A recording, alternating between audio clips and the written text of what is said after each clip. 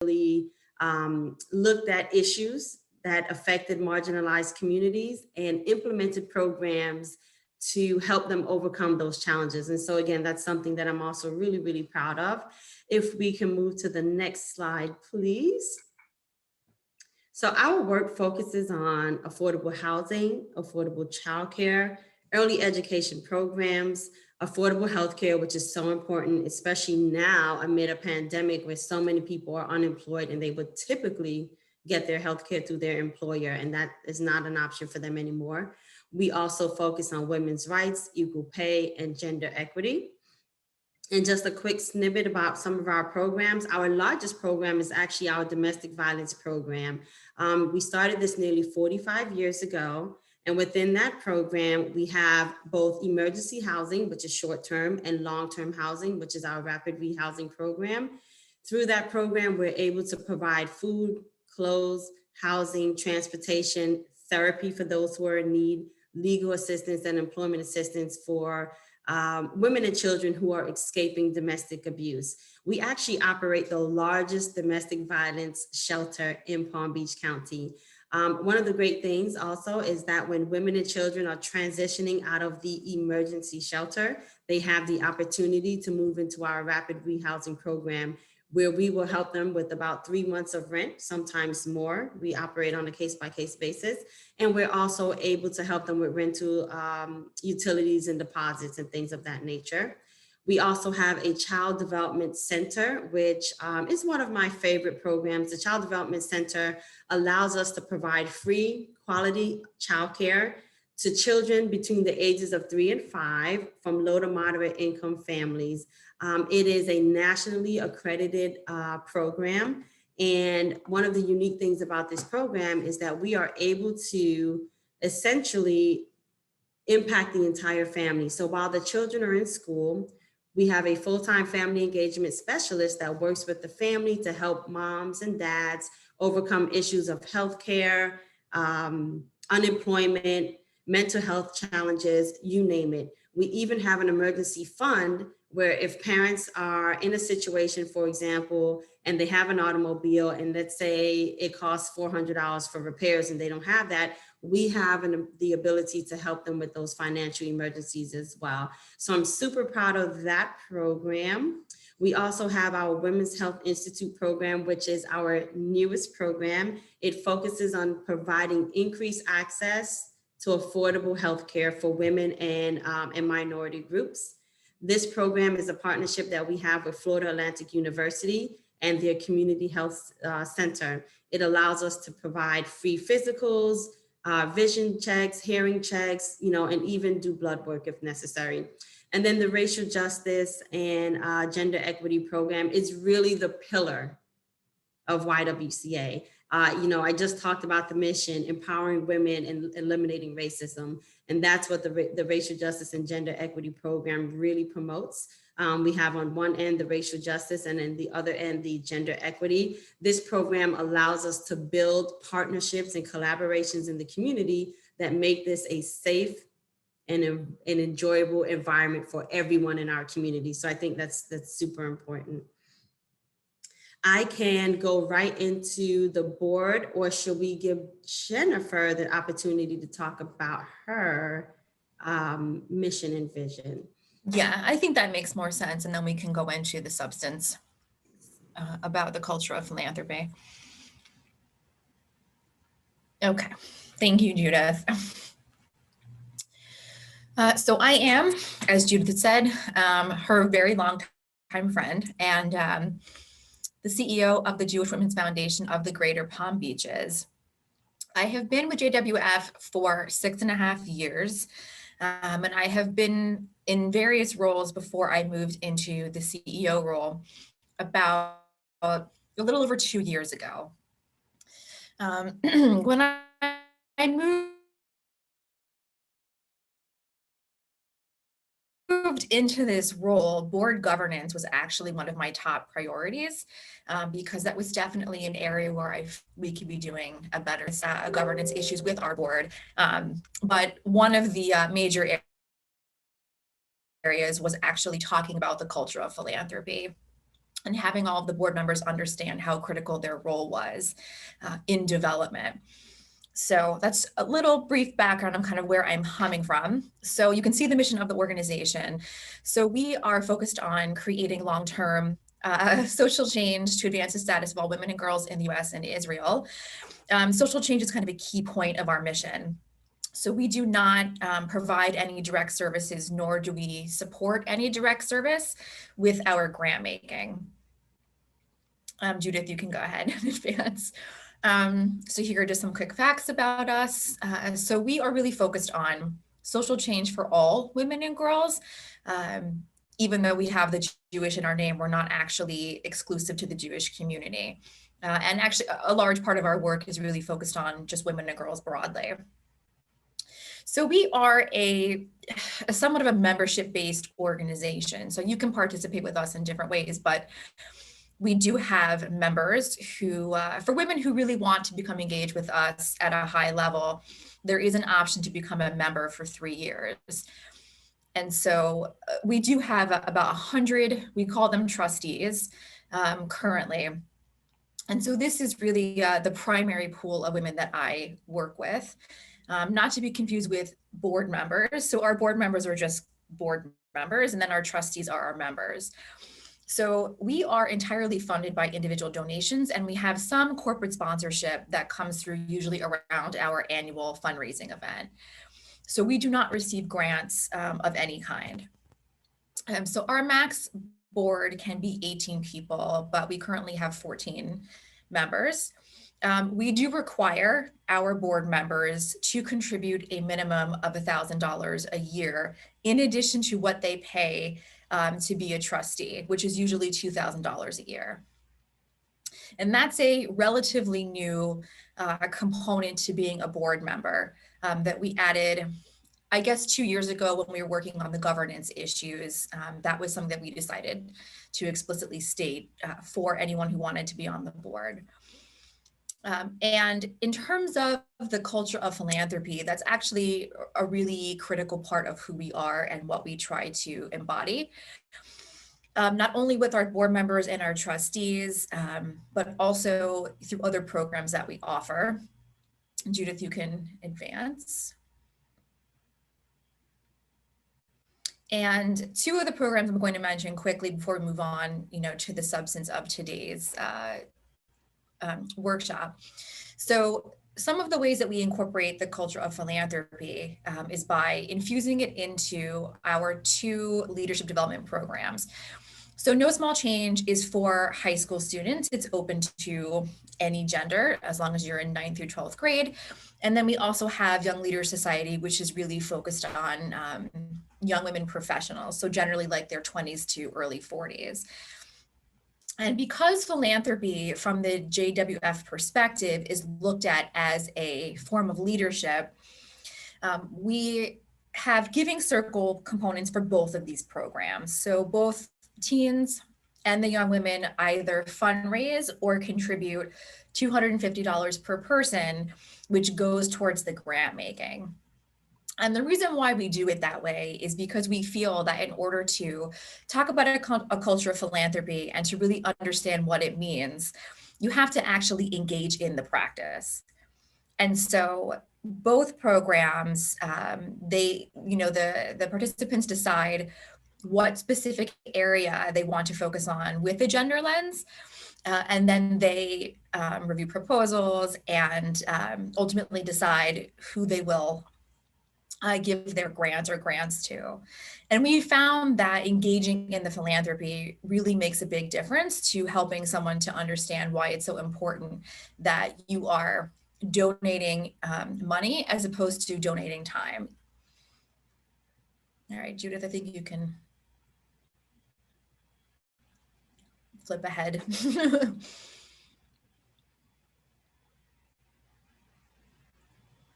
Yes, stop here. And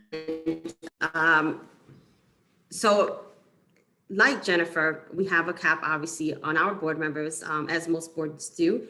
We've just brought on 2 new board members over the past 30 to 60 days. So we currently have 18 board members. Our cap is 25.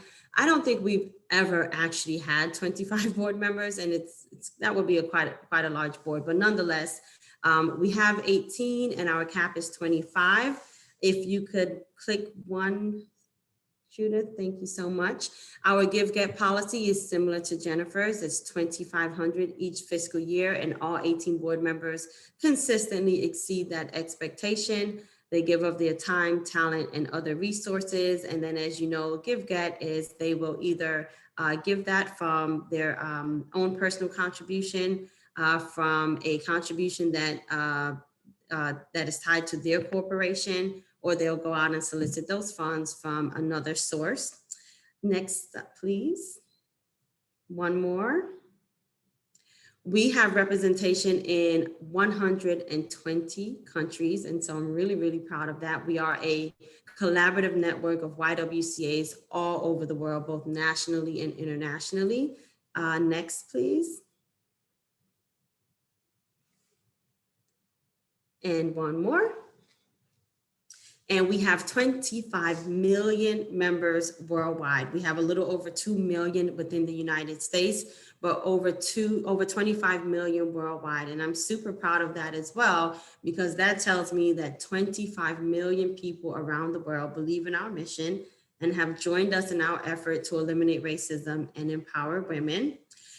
This little video that you see playing here is a promotion that we did in February. We offered a free gift to everyone who signed up as a member, and I am extending that to all of you and anyone who is interested in becoming a member between now and the end of March. You can do that for as little as $50 a year, and we will send you a free gift. Okay. Next, please. Jennifer, this is you. Yes. Okay. So Shay and I thought we would start by talking about what philanthropy is specifically, or at least for the purpose of today's workshop, what it is that we mean when we're talking about philanthropy. So you can see there's a definition on the bottom, which actually comes from the dictionary. So for the purposes of today's conversation, we mentioned a little bit, volunteering your time is really important, right? And with board members, we're talking about time, talent, treasure, and ties. So while volunteering time is very important, as Judith said in the beginning, supporting an organization with your dollars is also really, really important. And so from our perspective, philanthropy, we're talking specifically about a financial donation, so financial support for the organization. We are not including volunteering in the definition of philanthropy for today. You can advance the slide. Okay. Shay, this is you. I'm just looking for my mute button. Thank you. So they're both are very important, right? We look at philanthropy and we look at charity, and they're both very important to us as organizations. They're both very important to us as a community on a whole. But there are some stark differences that we should be aware of. Philanthropy really addresses solutions. It's long-term, it's more strategic, it involves multiple gifts over time, whereas charity really looks to a more immediate action. It looks towards addressing suffering, and it is short-term, okay? And it could involve in-kind, and it could also involve monetary gifts as well. And so I'll give you guys a few examples. Feeding the homeless, or going to a local food bank and providing food. That will be considered charity. You are looking towards stopping immediate suffering. It's immediate action, and it is short-term. Philanthropy is more looking into why these families don't have a sufficient amount of food to eat each night, and what can we do, what programs and services can we provide, what resources are needed to help implement change in that regard. I'll give you guys another one, and you may have heard about it. It became kind of like a thing, and it was all over the news. Remember just a few weeks ago, the Gorilla Glue girl situation? Does anyone remember that at all? There was a young girl who ran out of hair product and decided that she was going to use Gorilla Glue on her hair. I think in a very ignorant fashion, didn't realize the implications of doing so. So she did that, and after 4 or 5 weeks, her hair was extremely hard, and she was not able to wash it. She washed it more than 30 times. She went to the emergency room, and she could not find relief, and her scalp was beginning to become damaged. Now, there was a doctor out of state who decided that he was going to build a compound, which I just thought was amazing. Here's this doctor, and I can't remember which country he's from, but he decided that he was going to build a compound that will bring back her hair to its natural state, and in doing so, provide as little damage to her hair and her scalp as possible. Now, it was a wonderful thing, but that wasn't necessarily philanthropy, right? That was charity. It was not a long-term thing. It wasn't necessarily strategic, and it was done to stop immediate suffering, one-time action. So that's the difference between philanthropy and charity. And again, both are very, very important to us as nonprofits and to a community on a whole. Next slide. Jennifer, yes. Yes. Or like our little tag team back and forth.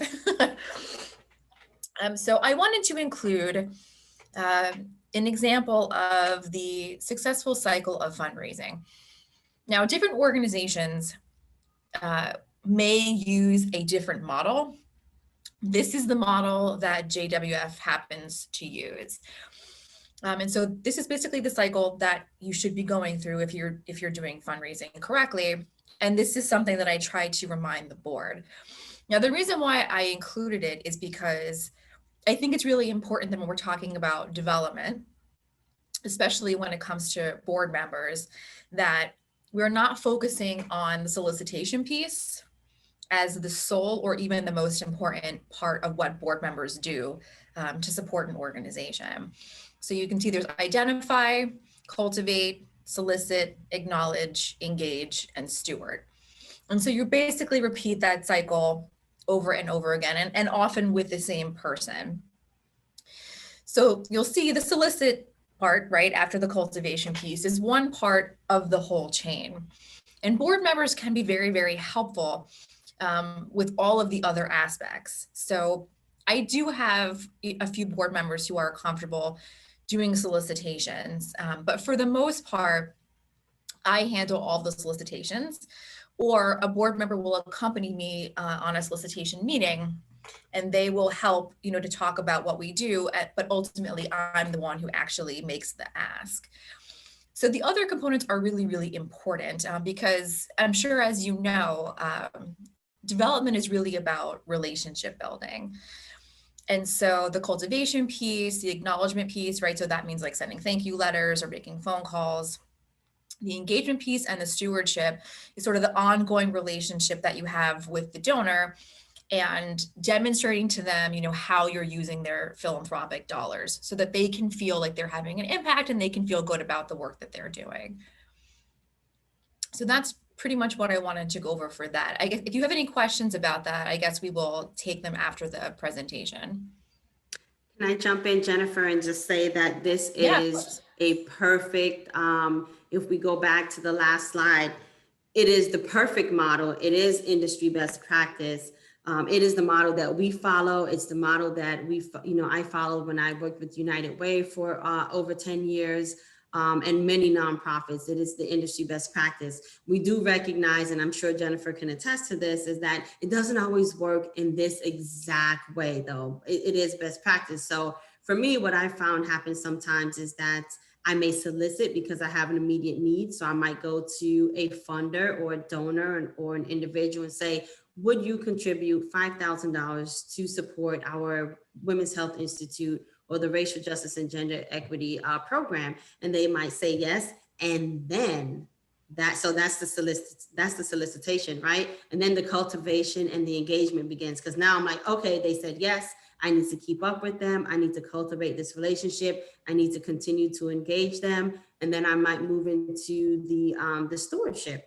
Right? I got $10,000 from them. What else can I engage them in? What projects that are coming up towards the end of the year or the following year that they might be interested in? And how can we're not going to talk a whole lot about this, but I'm sure Jennifer can attest to this. How can we implement the moves management strategy? If you're willing to give me 10,000, Right. if I can give you a great program to support, would you give me 20,000? And it happens time and time again. So this is definitely a perfect depiction of what the cycle looks like. Doesn't always happen in this in that exact manner, but each component is important, and it should happen at one point or another with each donor. And of course, the acknowledgement is also super important. Yes. What I've found over my 15 plus years, and I know Jennifer can attest to this, it seems as if major donors don't necessarily need or want the acknowledgement. You should always do it. You can always pick up the phone and say thank you. But many times they'll go, don't waste your resources and your time sending an acknowledgement. I do this from the heart. And then many donors on the smaller end obviously would appreciate that. It's also good to know that when donors get to that point where they don't necessarily need or want the acknowledgement, you've already cultivated and engaged them in a major way. So. Mm-hmm. Right. And of course, because you've gotten to know them, you begin to see, what motivates that particular donor. Because there's also the flip side, which are donors who really want the acknowledgement for everything that they do. So it's just part of the process, I think, of getting to know who your donors are. So Judith, you can advance to the next slide.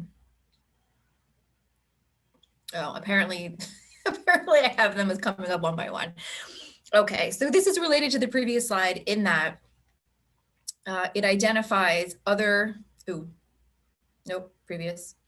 yeah, that's good. Specific ways that board members can engage in development.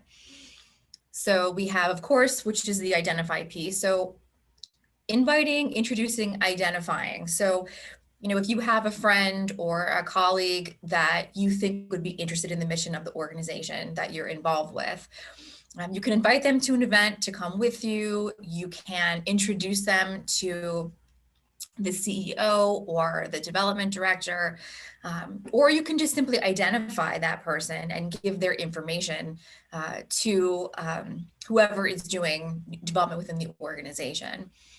Personalizing invitations and following up. We've actually found that to be very effective for us. So if you're sending out, and we actually send paper invitations in the mail, because I've noticed that people really like to receive things in the mail. So we will have our board and also our development committee come in, and they will write personalized notes on Post-its that we then attach to the invitations, and then we send them out.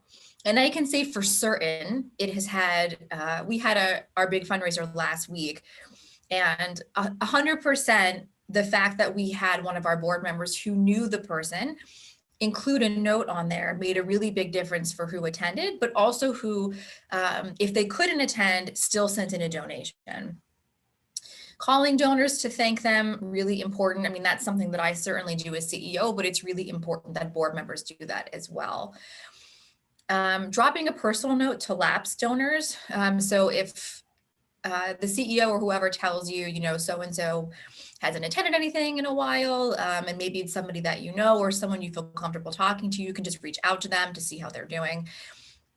I'm hosting a parlor meeting, so different organizations call them different things. But essentially the parlor meeting is when you, the donor or the board member, invite a group of your friends that you think might be interested in the organization's mission for maybe cocktails or just for coffee. And someone from the organization comes and talks about the work that they do in a fairly casual setting. And we've also seen that be very, very effective for us. Reading articles on nonprofit development, it's always good to be knowledgeable. Speaking frequently about your organization and its program and purpose. Every donor and certainly every board member should be an ambassador for the organization.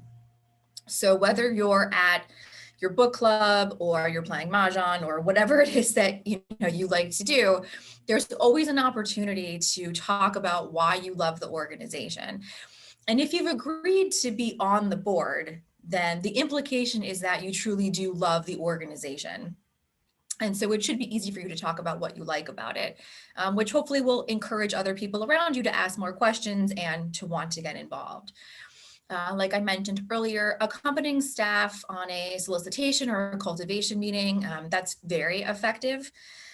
Whether it's lunch or it's coffee, it just, I think sometimes puts the donor at ease, but also for you as the board member, you don't actually have to do the direct solicitation unless that's something that you really want to do.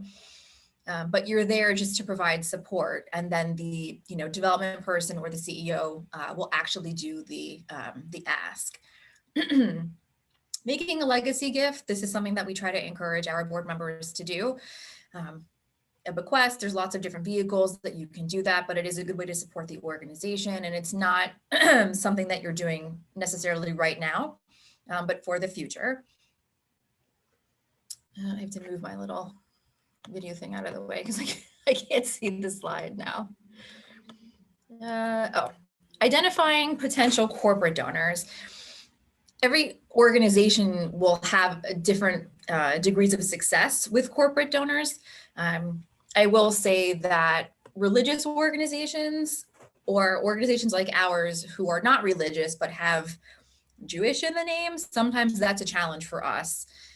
But generally speaking, a lot of organizations are able to get corporate sponsorship, whether it's for a specific program or for an annual event that you have. That's a really helpful way, I think, to try to support the organization, is to reach out and see, what businesses in the area might be willing to support. And then donating to the best of your ability. So as Shay was saying before, we have $1,000 minimum over the trustee membership that our board members are required to give, but all of them give, for the most part, way above that amount, which we really appreciate. And I think that the understanding within most organizations, particularly I would say when you're looking at best practices, is that one, your board members are always going to be your biggest leaders, right? And so whatever you do as a board member is demonstrating leadership and best behavior for anyone else that's involved in the organization. And as I mentioned earlier, that it also includes your philanthropic support. So if someone sees that you're giving to the best of your ability, then often that inspires other people to support the organization as well. But generally speaking, it's understood that if you're on a board, then the organization that you're serving should be one of your top 3 priorities philanthropically. And so you're really donating to the best of your ability for that organization. So those are all of my suggestions for that. This is Shay's slide, so I'll let her go ahead and take it over. Thank you so much for that, Jennifer. And I think at some point, Judith is going to bring up the topic of either challenges faced during fundraising or public speaking. So I'll leave that alone for right now. But Jennifer, thank you for being so transparent and for mentioning that there are challenges that you all may face sometimes just because you have the name Jewish within the name of your organization. And I've seen that so many times, and people will say, well, do you just help Jewish people, or do you just help women, or what have you? And it's a valid question. And I think you do a really good job of highlighting the fact that it is not just Jewish people. And so, I will share that we have faced some of the same challenges. I think most people get it and they understand. And again, like I said, it is 2 complex components that we've put together to make one effective and collaborative mission. But sometimes when we talk about racism, people get uncomfortable and people think that, we're talking about, when we talk about gender equity and racial justice, it almost feels like, people feel like we're trying to take something from them. So when I came on board last summer as the CEO, I was very intentional about clarifying that message and ensuring that the community as a whole knows that the goal really is to build collaboration, to build partnerships, and to ensure that this is a community that is both safe and enjoyable for everyone who lives here, everyone who calls this a home, everyone who has come from another community and work here, and so on. And so why is it so important to go beyond the acts and to really adopt a culture of philanthropy. I have some statistics here, and these are things that I look at often, and obviously they change from time to time, but I will say this, these numbers are pretty consistent, and when we move to the next slide, you'll see why, and for the most part, this hasn't changed in about 45 years. So 92% of customers actually say that they feel positively about an organization or corporation that is invested in corporate social responsibility. So I think it's a great thing to pay attention to as an organization, right? And as a person who might be joining a board and who's going to be soliciting funds, you should understand how that ties into how companies allocate their resources and how they engage with their employees. If someone tells me that something I do can positively impact 92% of my customer base or my donors or my board or my staff, it's something that I want to do. 87% said that they will purchase products and even pay a higher price for the product if they view the organization in a positive manner and if the organization is engaged in corporate social responsibility initiatives that are aligned with their passions. 80% of employees say they do not want to just simply show up at work. They want to show up at work and they want to get paid, but they want deeper meaning and they want to have a deeper connection within that as well. So what does this data tell us? It really depicts the fact that when you increase employee engagement, that boosts employee morale, which does what? Increases productivity, and increased productivity leads to an increase in bottom line. So I think it's important to draw that relation. Some studies have shown that productivity can increase up to 21%. Next slide, please. Again, why is it so important? There are 1.5 million charitable organizations in the United States. 95,000 of them are right here in Florida alone. So a culture of philanthropy is super important because donors have a lot of alternatives. They have a lot of options. And studies have shown that when donors stop giving to a nonprofit or to a cause, it's not that they stop giving completely. They still give. They just no longer give to that particular organization because there was some disconnect. Either they're not getting the right acknowledgement or the programs and services are no longer aligned with their passions or what have you. So donors still give, but they sometimes no longer give to the same charities or the same organizations. So it's important to realize that 77 million Americans engage in volunteerism. That's about 30% of the adult population. 30% is a pretty significant number. Think about the resources that you can pull from that. And now what you're seeing is that nonprofits are putting a strategic and a bigger emphasis on converting volunteers to donors for obvious reasons. Also, we know that nearly $450 million are donated each year through individuals. So people like you and I, not necessarily corporations. And as a matter of fact, this number exceeds, this data is from 2019. So $450 million, and this number consistently exceeds the amount of money given by corporations, which is actually kind of interesting. So that tells you that people are looking for causes that they want to invest in based upon their passions and how they feel. Clearly, corporations in America have way more resources and are in a better financial position to donate to charitable organizations than individuals like you and I. But most of the donations across the United States come from individuals as a collective effort. So it's important to realize that as well. Next slide. Can I add one thing, Shay, before? Yes, of course. Before we go to the questions, I guess. So just to kind of go along with what you're talking about, when we're looking at corporations, a lot of corporations have their own culture of philanthropy. And will support their employees who are giving. So I know that many of our trustees and donors have companies that do matches. So it's always really important to know if your own company will match donations, and if so, up to what amount.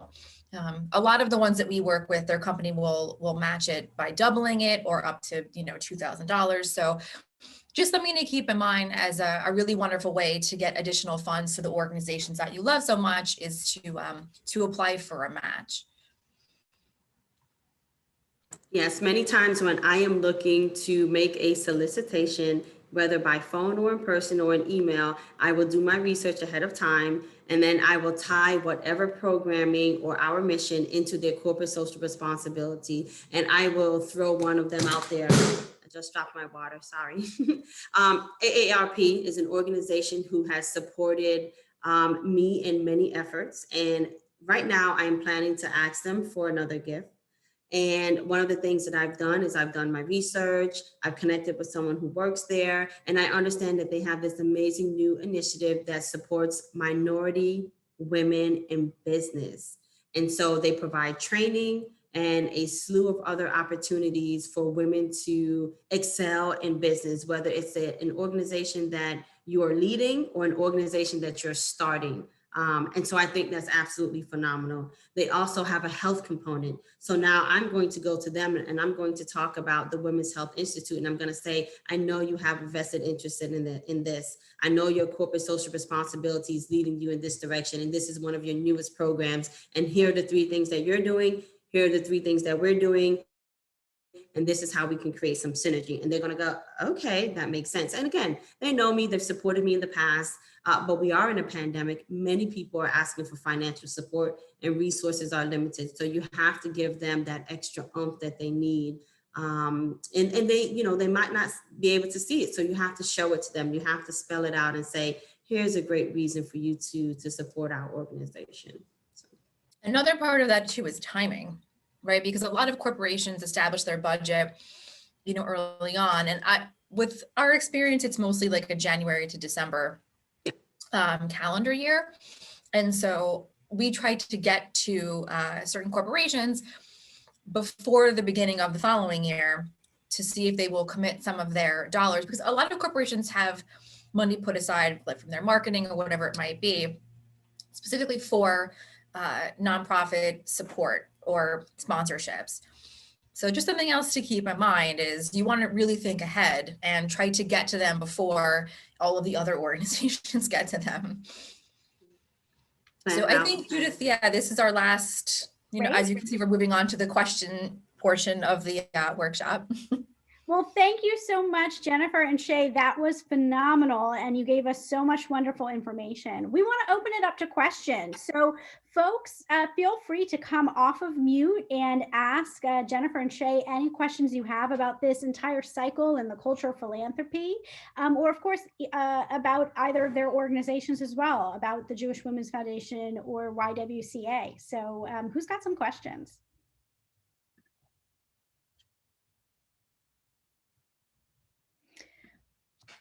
So feel free also to chat in your questions. If you'd rather chat them in, I can read them out, but folks are welcome to come off of mute.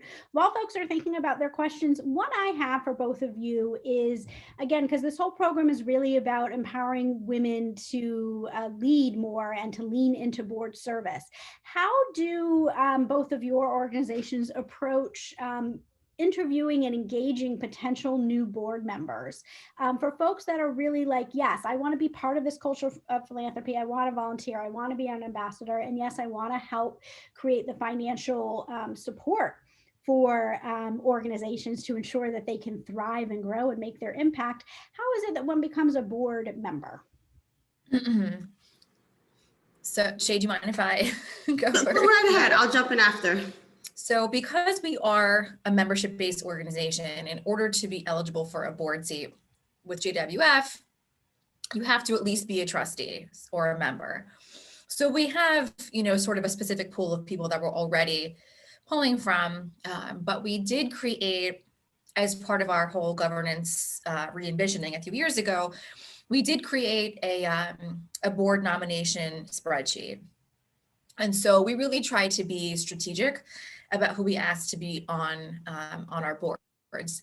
I've seen lots of organizations that asked people to be on boards for the wrong reasons, right? Like maybe they had a lot of capacity, but they didn't necessarily have strong interest in the organization, or they're super passionate about it, but maybe they don't have any connections that are helpful, or they don't have other skills that really round the board out. So we look at the board holistically and we see, you know, who is currently on the board. And for us, we really try to be diverse in terms of age, where they live within the county, background, skill sets. I mean, so we do have like a list that we go through that actually has like different skills on there.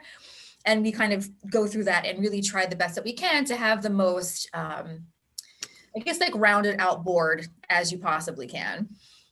Right. Yes, thank you, Jennifer, for that. For YWCA, it is somewhat of a simplified process. It's very personal. We connect with people who we know. We connect with people who have good reputations in the community and people who do good work. And obviously, there needs to be a strong alignment with our mission because our mission is so unique.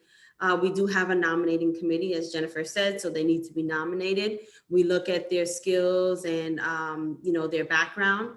And one of the things that I've been doing since I've come on board is trying to be a little bit more intentional about inviting and selecting board members with specific expertise, which all boards should be doing. The thing about it is that for YWCA, we have a slew of attorneys on our board. So now I have to push back a little bit and go, I know you love this person. I know they're wonderful, but we don't need 8 attorneys. What we need is to look at someone who might be in a leadership role in the retail industry. We need to be looking at folks that might be in a leadership role in IT and all these different things. And so I am looking at that and saying, well, now we have all of these industries represented, where else can we pull from our resources and make this a stronger board? Of course, diversity is super important. And I know from a conversation that I had with Jennifer earlier this week that they only have women on their board, and YWCA, it follows that same fashion. Our board is 100% women, but it's something that we're looking into and considering whether or not we would like to, cross over on the other side of that. So, thanks. And another question, you both have done such a great job talking about how you create that culture of philanthropy and all the different ways board members can be engaged beyond just specifically asking friends and family for money, although certainly we all anticipate board members, part of that it is, if you're going to be on the board, you should be donating to that organization and helping to support their financial solvency. But can you just share a little bit more about folks who are, again, still really nervous about this ask piece and how it is that they can approach organizations they're deeply passionate about how to get involved and take on that next leadership role as a board member and learn more and get more trainings around that culture of philanthropy, because I still think it holds a lot of phenomenal people back because they're just so nervous and they're like, I don't know anybody I can ask for $5,000. So they think that immediately eliminates them from being on a board. Right. Yeah, I think it's a good question. And I know that the solicitation piece is like the thing everybody is afraid of. Nobody ever wants to make the ask. I think it seems a lot scarier than it actually is. And the more that you love the organization and that you know about it, certainly the easier it is for you to talk about it. For us, because we're pulling from our members, we're looking for people who already demonstrate leadership skills. And so we have time to work with them. Or if we have someone who's involved with us who is still learning about what we do, but isn't necessarily ready to become a board member, because we try to have a pipeline. And so we do try to plan out, if we can, a year or so in advance with at least prospects for board members. And so once someone expresses an interest in being on the board, we actually work with them for, if we can, at least a year to make sure that they understand how the organization works, what kinds of programs we have, even like some of the language that we use that fits with our branding. So really that they're just like, I don't know, as well informed as they possibly can be, so that when they're talking about the organization, they're knowledgeable. Because I think that that makes a really big difference for the person to genuinely know what it is that the organization does and for them to talk about it easily. yes. So yeah, I'll let you jump in. Sorry. No, go ahead. I've been in situations where I've taken volunteers or board members to meetings, and they will say something that isn't necessarily accurate, right? Not in this role, but in the past. So I think the best thing that you can do for yourself and for the organization is to prepare. Be prepared. You eliminate so much fear when you are prepared for the ask. You also have to keep in mind that while you need to have factual data, you need to speak from the heart, because that's where you're going to gain the most support. And you also need to keep in mind that you don't need to know everything. No one knows everything. I'm the CEO. I don't know everything. Jennifer's the CEO. There's going to be so much to learn. You will never know everything, and that is okay. But be prepared, and don't be afraid to say, this is what I do know, and this is the reason why I am willing to support, and I'm asking you to join me in that effort. But one of the things that I have to say in all facets is be prepared, know your information. You don't have to know everything, but if you know 2 things really well, or you know 3 things really well, go on that. It goes a long way. The other thing is that bring information with you. Bring information with you to refer back to. That's always a great thing. And if you have to do an ask on your own and you're not going to have a staff member with you, I think it's best that you reach out to someone and just do the prep work in advance. I've done that many times. You can interview people, say, hey, I know you've been in this situation before.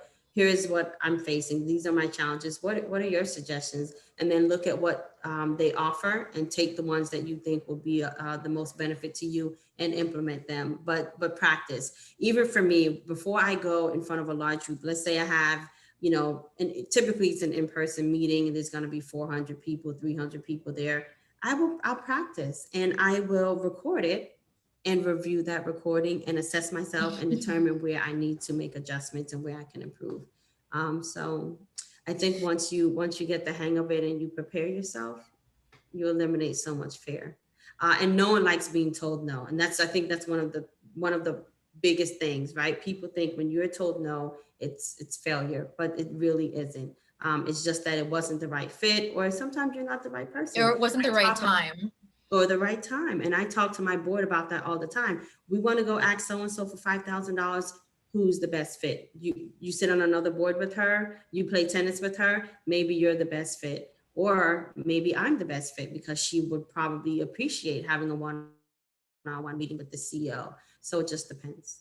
Right. And I think it's good if you're interested in joining a board and you're unsure about like the development process of the organization, ask the CEO, right? Like ask them like what their process is and what the expectations are, from board members as it relates to, really everything, but of course around the development piece.